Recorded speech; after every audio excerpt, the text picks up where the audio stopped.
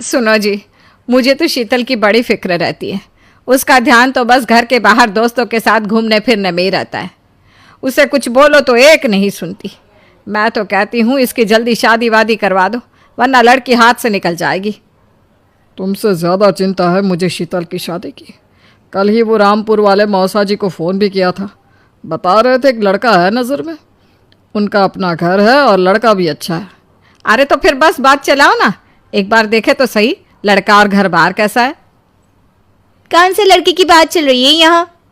तुम्हारी शादी की बात चल रही है बेटी। अब तुम्हारी शादी की उम्र हो रही है तो लड़का तो देखना पड़ेगा ना। उफ़ो, मुझे अभी नहीं करनी शादी वादी। ये तो मेरे खेलने कूदने के दिन है। बहुत खेल कूद ली तुम, अब घर के काम धाम सीखने की कोशिश करो, समझी? ससुराल जाकर हमारी नाक मत कटवा देना। सब्जी काटनी तो आती नहीं इसको, तो नाक ही कटवाएगी। अरे मैं इसे शादी तक अच्छे से सब सिखा दूंगी। आप तो बस उस लड़के से इसकी शादी की बात चलवाओ। कुछ दिनों बाद कुणाल और उसकी माँ शीतल को देखने घर आते हैं। कुणाल दिखने में बड़ा ही स्मार्ट होता है। शीतल तो उसे देखती ही रह जाती है। देखो जी, हमारी कोई डिमांड तो है नहीं, बस हम चाहते हैं कि लड़की घरेलू हो, घर के सारे कामकाज संभाल ले। अब आपके परिवार में तो बस 3 ही लोग हैं, पर हमारा तो खूब भरा पूरा परिवार है। बाकी हमें लड़की के घूमने फिरने दोस्तों से मिलने से कोई दिक्कत नहीं है। घर का काम करने के बाद जो चाहे सो करे। अरे वाह, ये तो इतने बढ़िया लोग हैं। लड़का भी इतना स्मार्ट है और ऊपर से इन्हें मेरे घूमने फिरने से भी कोई दिक्कत नहीं है। हे भगवान, तूने तो बिना मांगे ही मुझे सब दे दिया। बताओ जी, और क्या चाहिए हमें? हमारी तरफ से तो रिश्ता पक्का है जी। बस फिर तो हंसी खुशी शीतल और कुणाल की शादी हो जाती है। शीतल मन ही मन बड़ी खुश होती है और उसी खुशी के साथ वो अपने ससुराल में कदम रखती है।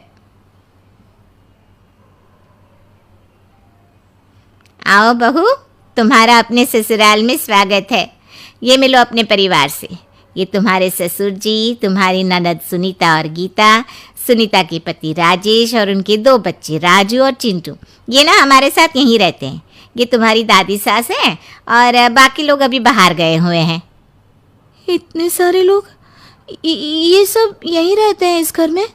अरे अभी तो मेरे देवर देवरानी और उनके 3 बच्चे यहाँ नहीं है।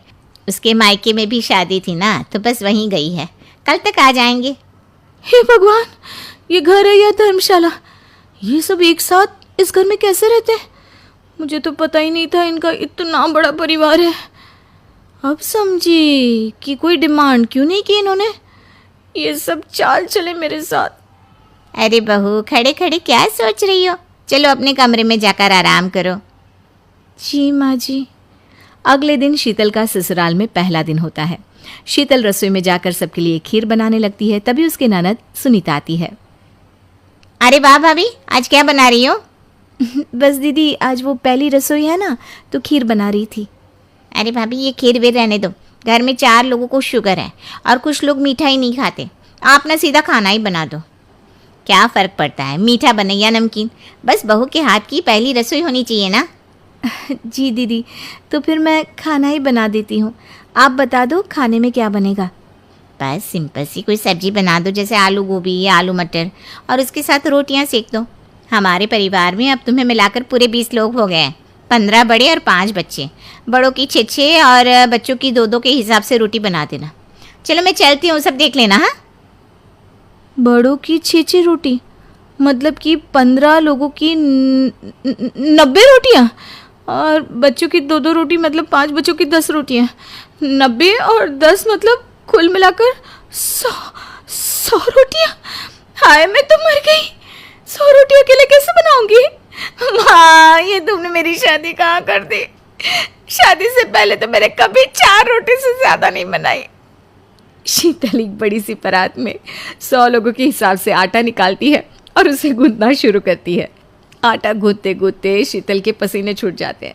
उसके बाद बारी आती है रोटी बनाने की। शीतल एक एक करके रोटी बनाना शुरू करती है और 10 रोटी बनाते ही अपनी कमर पकड़ लेती है। हाय, मैं मर गई। मेरी कमर टूट गई खड़े खड़े, और ऊपर से इतनी गर्मी। मैं 100 रोटियाँ कैसे बनाऊंगी?